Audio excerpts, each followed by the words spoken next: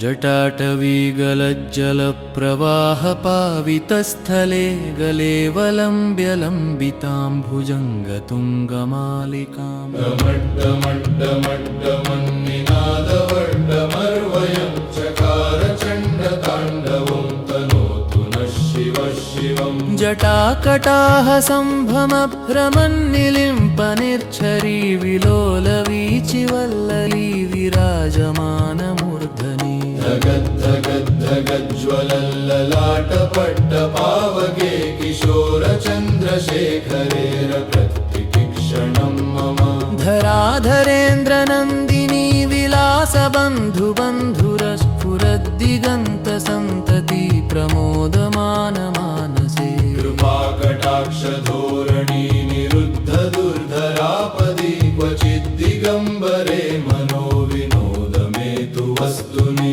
जटाभुजङ्गपिङ्गळस्फुरत्फणामणिप्रभा कदम्बकुङ्कुमद्रवप्रलिप्तदिग्वधूमुखे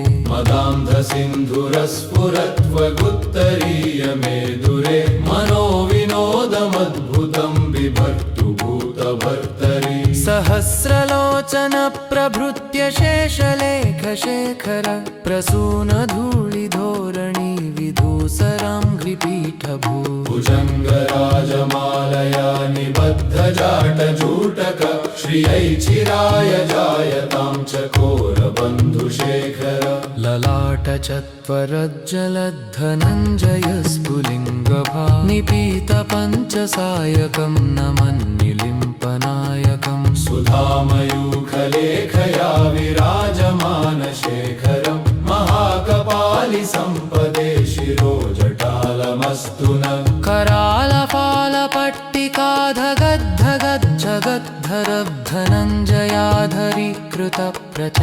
करालपालपट्टिकाधगद्धगद्धरद्धनञ्जयाधरीकृतप्रचण्डपञ्चसायके धराधरेन्द्रनन्दिनी कुचाग्रचित्रपत्रका प्रकल्पनैकशिल्पिनी त्रिलोचने मतिर्मम नवीनमेघमण्डलिनिरुद्धदुर्धरस्फुरत् कुहूनिशीथिनी तमा प्रबन्धबन्धुकन्धर निलिम्पनिर्झरीधरस्तनोतु कृत्तिसिन्धुर कलानिधानबन्धुर श्रियं जगद्धुरन्धर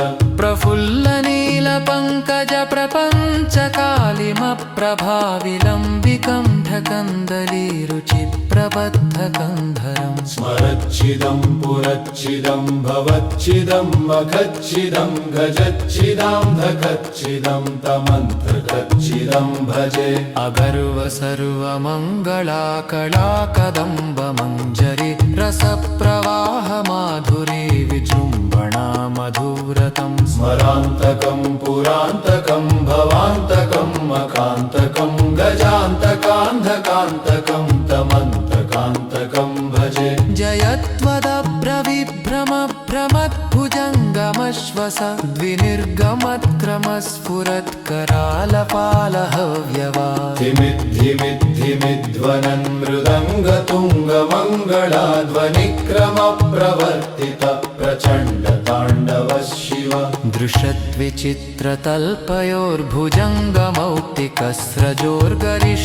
दृशद्विचित्रतल्पयोर्भुजङ्गमौक्तिकस्रजोर्गरिष्ठरत्नलोष्ठयो सुहृद्विपक्षपक्षयो कृष्णारविन्दचक्षुषो प्रजामही महेन्द्रयो समं प्रवर्तयन्मनः रदा सदा शिवं भजे कदा निलिम्पनिर्झरी निकुञ्जकोटरे वसन् विमुक्तदुर्मतिः सदा शिरस्थमञ्जलिं वहन् विमुक्तलोललोचनो ललाटफाललग्नक शिवेति मन्त्रमुच्चरन् सदा सुखी भवाम्यहम् इमं हि नित्यमेव मुक्तमुत्तमोत्तमं स्तवं पठन् स्मरन् ब्रुवन्नरो विशुद्धिमेति सन्ततम् वनीमुणौ सुतप्पिङ्गासु यानतान्यवागतं त्रिमोहनं गिरेः लोच्यशम्भुरस्सुजन्तरम् पूजावसानसमये दुषदे प्रगीतञ्जः शङ्गुदूजयपरमन्तः गिरिप्रभोषिन् अस्य स्किलाम्यथवजहिङ्गकुलं नयुः पुरं